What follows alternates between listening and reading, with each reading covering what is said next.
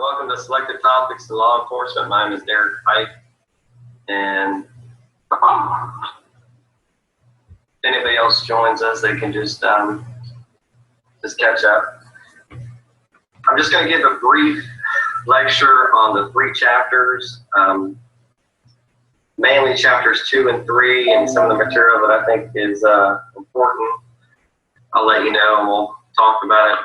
But first, I want to talk about the discussion question for this week that everybody is, looks like everybody's done. Police departments' general orders and standard operating procedure manuals are quite lengthy. Why do you think police need so many regulations? Shouldn't the police be trusted to simply police themselves? Why or why not? Very good question. And SOPs, standard operating procedures, are very, very important and are a necessity in any law enforcement agency.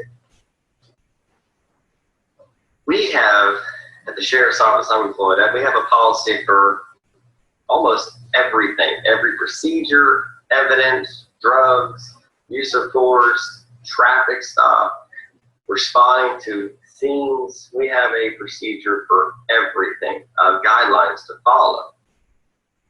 It helps the officer and it helps the agency. It's a protection. The policies and procedures protect the individual officers and the agency. If the officer or deputy don't follow the procedure, then it's on them, but the agency is protected because they have it in place. It's up to the officer to follow the guidelines.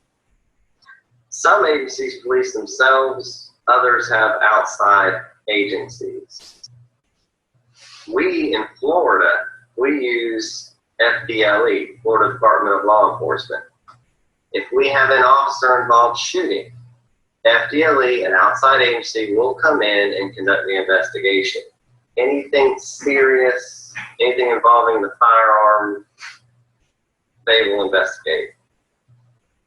The use of force, we will take care of that in-house, and we also have a internal affairs unit that will assist in that or conduct the investigation if it needs to go that, if there's a complaint of use of force.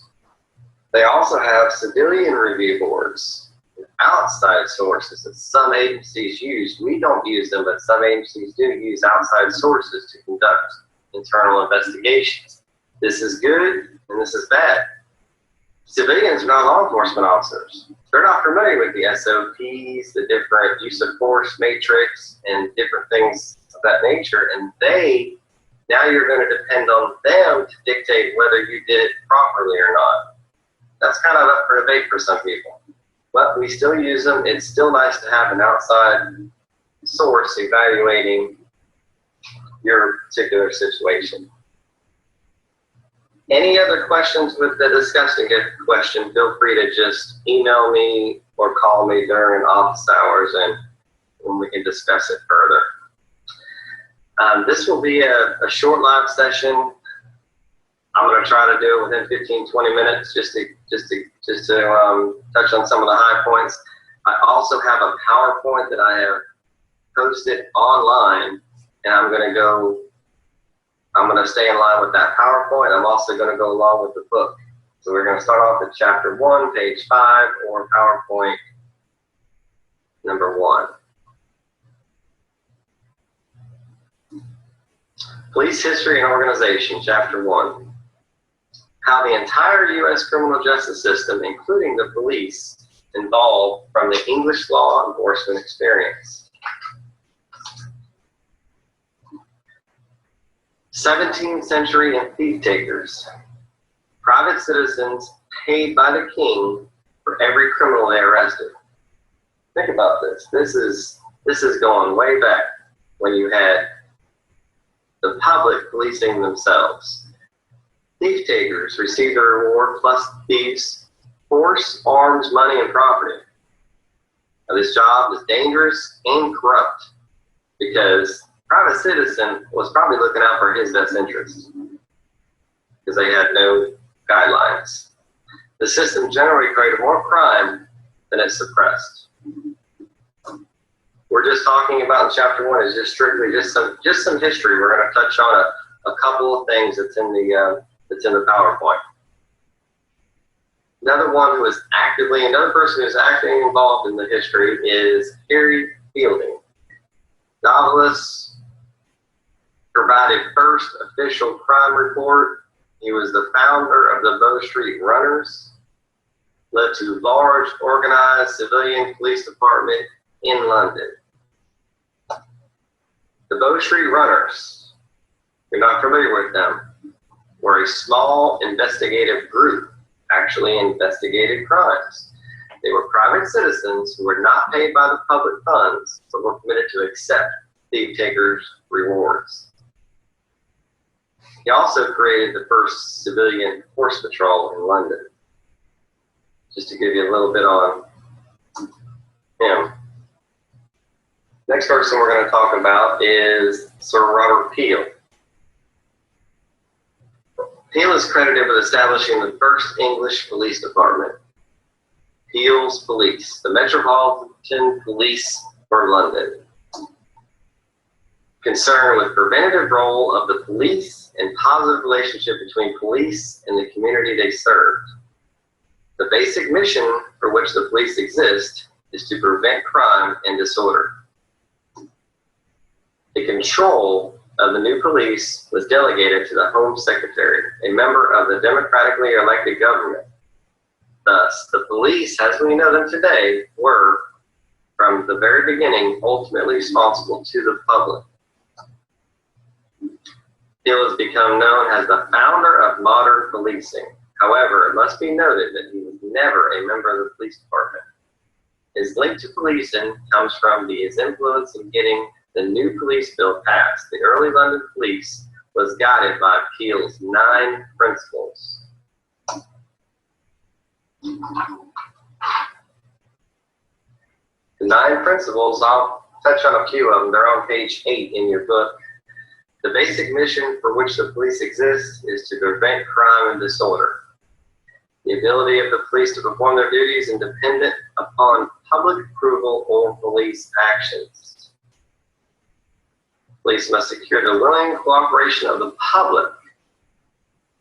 So to stress, the public cooperates and abides by the law to maintain the respect of the public. So if we can get the public to cooperate and be on board with policing, basically it would cut down on the use of force.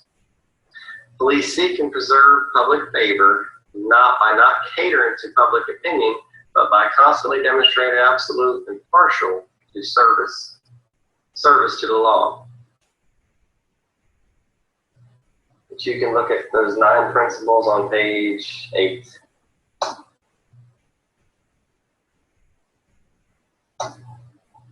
American policing, 18th and 19th centuries. 18th century. There's a lot going on with crime, street riots, drunkenness is very common. The first police departments were Boston Police Department, created in 1838. New York Police Department, created in 1845. The Philadelphia Police Department, created in 1854.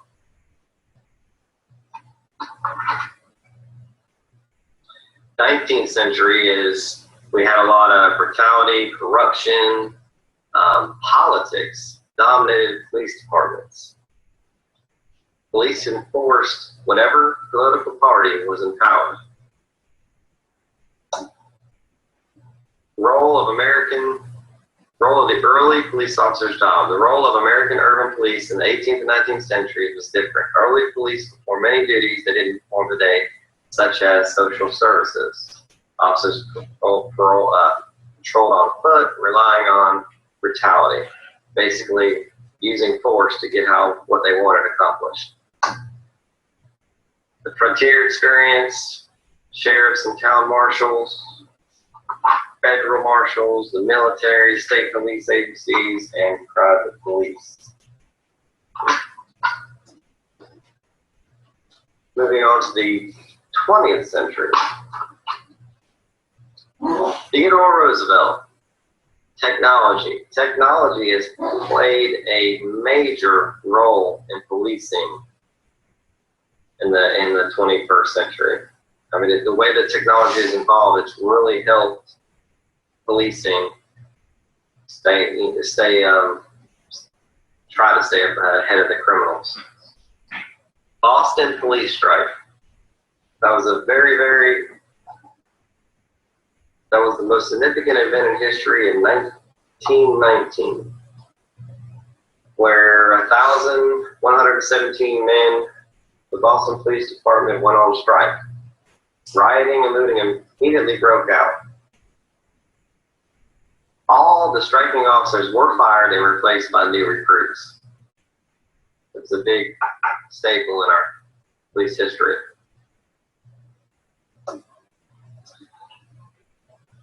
Pendleton Act, August Ulmer, O.W. Wilson, Raymond Blake Osdick, and Bruce Smith, J. Edgar Hoover, another icon in the police history. If you want to read about Hoover, he's on page 21. He did a lot. He was the first to introduce the uniform crime reports, arrest statistics, the 10 most wanted, Academy at Quantico, Virginia. He will definitely be an icon in the police history. If you want to read more about him, he's on page 21. Policing in the 1960s and 70s. Supreme Court decisions were big, civil rights movement, assassinations, anti-Vietnam War demonstrations, campus disorders. There was a lot going on during the 60s and 70s. Corruption was a big thing. The 1980s and 90s, relatively peaceful. However, the World Trade Center, Oklahoma City bombing, computer revolution in policing, talked about technology, birth of community and problem-solving policing. Community policing was really big. It still is. CompStat process and the Rodney King incident and ensuing riots. Those played major roles in our police history throughout the 80s and the 90s. Policing in the 2000s, we have police misconduct, we have corruption, we got brutality. Those are the negatives. The positives is crime decline and reorganization of agencies. We have the 9/11 and aftermath, which created the U.S. Patriot Act and Department of Homeland Security. And we also had Hurricane Katrina, which played a big role during that time.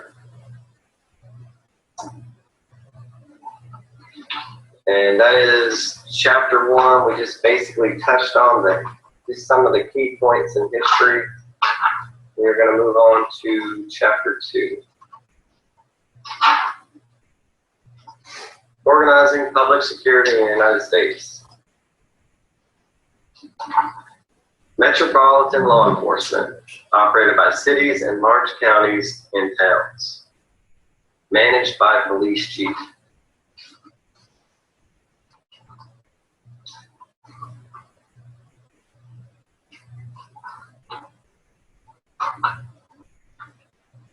Here's some interesting facts about local police departments. 59% use foot patrol routinely. 38% use regular bike patrol. 14% maintain a written community policing plan.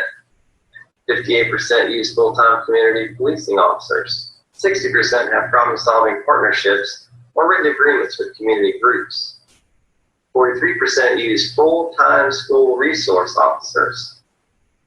99% have a written policy on the use of force, use of deadly force. That's a must in today's policing.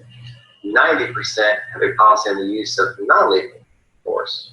39% have a written plan specifying action to be taken in a terrorist attack. Plan of action. 99% authorized use of chemical agents such as pepper spray, up to 51% in 1980.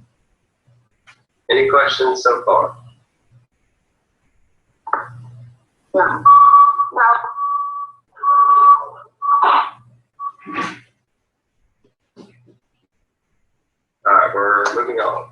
Metropolitan Law Enforcement.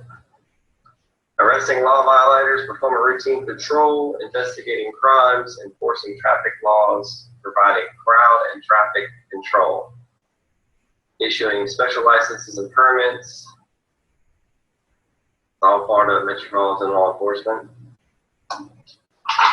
County Law Enforcement, they perform duties of court orders, tax assessors, tax collectors, keepers of county jail, court attendants, and the civil process.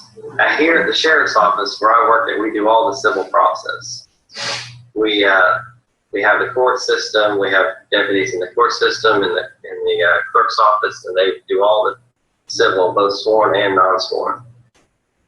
Most are responsible for patrol and traffic duties, jail operations, serving civil process, which I just talked about, and court security. Rural and small town law enforcements. If you have a small agency, we have a small agency within our jurisdiction, but we have to help them out a lot. They have 3 officers patrolling the city, and they don't have full-time coverage, and it lacks a lot of problems. It lacks lack of backup due to size and geographical layout, because there's only 1 officer on at a time, so they're relying on us as the county to come back them up on anything serious, or anytime they need backup. Violence and environmental dangers associated with meth labs. 1 officer cannot handle a meth lab. 1 small department can't handle that. You have to have specialized training. Therefore, you would have to call us as the Sheriff's Office, who have jurisdiction over the smaller cities, which brings me into the mutual assistance program with neighboring agencies. Increased education and training for staff. So if you do have a small department, you have to work hand in hand with the county or a nearby agency that can help out. State law enforcement, they have centralized model and decentralized model. Federal law enforcement, Department of Justice, FBI, National Incident-Based Reporting System. They have Department of Treasury, basically the IRS, Department of Homeland Security, Secret Service, Department of Defense, and also the U.S. Postal Service has their own inspectors.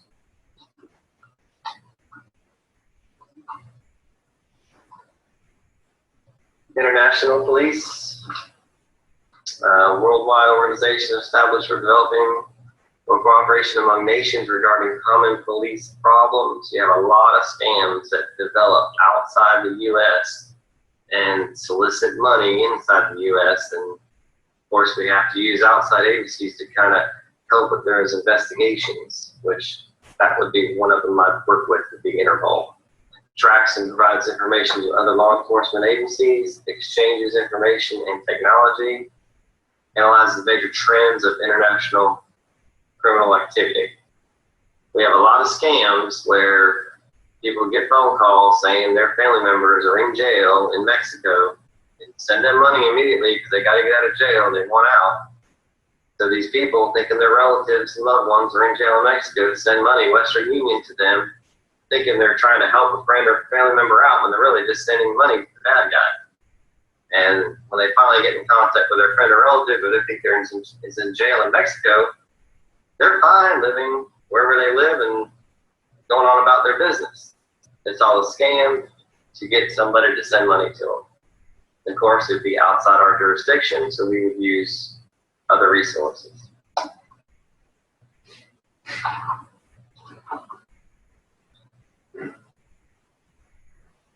All right, moving on to chapter 3. I know we're going over this kind of quickly, but everything I'm talking about is in the PowerPoint that I have presented online. And also in your book. I'm following right along with the book and the PowerPoint.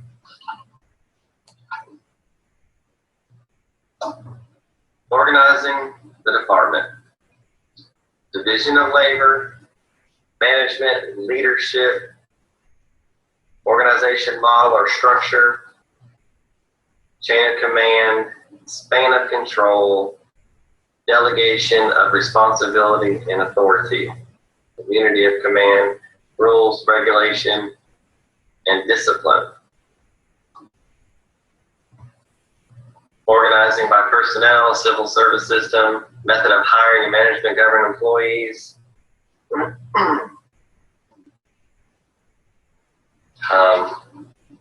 Another important name is Max Weber.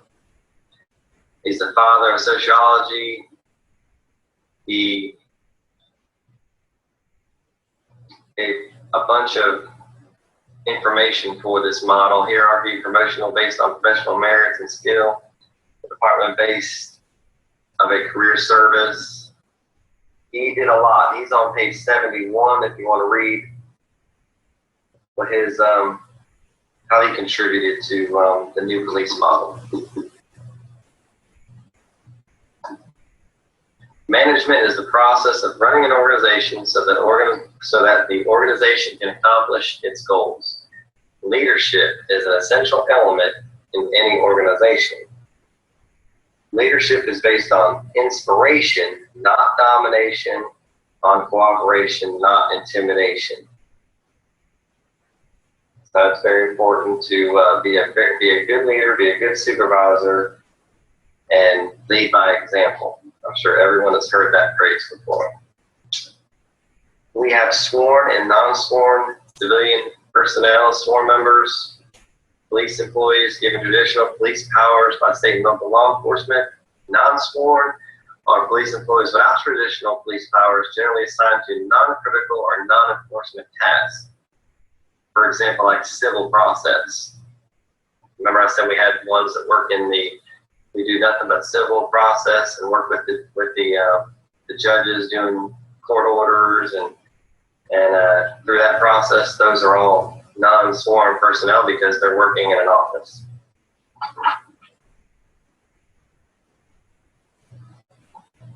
The span of control. Let's talk about rank structure first.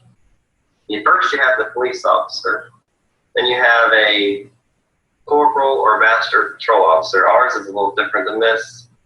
Then you have detective investigator, then you have a sergeant, lieutenant, captain, and chief of police. See, my rank is a rank of a corporal, but I'm along the lines of a sergeant because I do the same duties as a sergeant does, and I report directly to the lieutenant, and I am ahead of the detective investigator on a ranking scale. So it's just a little different. Each agency has their own way of doing the span of control or chain of command.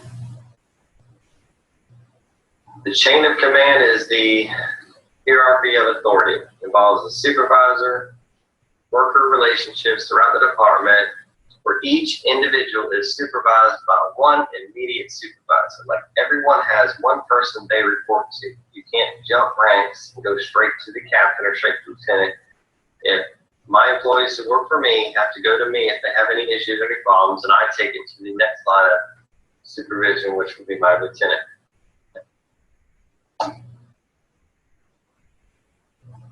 We've already talked about non-sworn and sworn personnel. The smallest geographical area an individual officer can patrol: foot patrol, car beat, mounted beat, bike beat, precincts, districts, stations.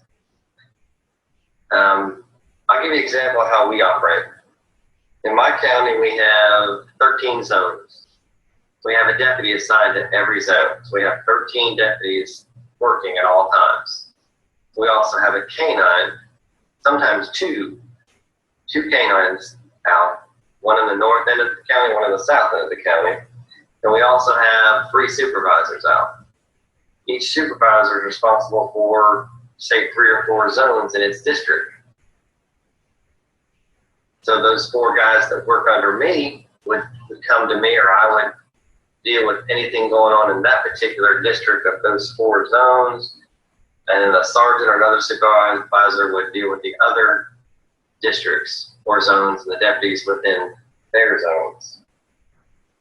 So everybody knows who to report to if they have a problem, or if they have a situation, they know who to call, and the rank structure and how it's set up to assist them. They have different shifts. We just talked about zones. We have working day is 8 hours. Typically, detective investigator works 8-hour shifts, Monday through Friday. Some have weekends, some don't. The patrol deputy on patrol we work a 12-hour period. We work 12 on,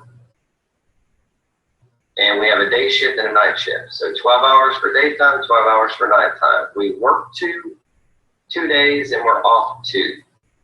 And then we work every other weekend. So basically, I only work 2 weekends a month. But when we work the weekend, we work Friday, Saturday, and Sunday, 12, 24, 36 hours in 3 days. It's a long weekend, but it's worth it to have that following weekend, a 3-day weekend off. So technically, if you look at it this way, I only work 7 days out of 14. That's a pretty good schedule. I have a lot of time off. They're long days, but you have a lot of time off.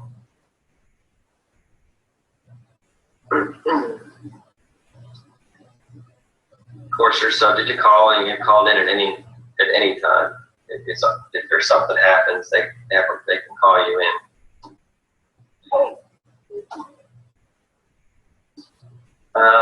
That's about it for chapter 3. All the ranking structures are from page 78 through 80. That talks about the police officer, the corporal, the detective, the sergeant, lieutenant, captain, ranks above captain that you can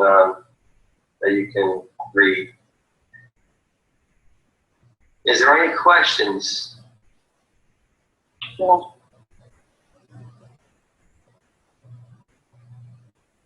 All right, I see. This concludes week 1.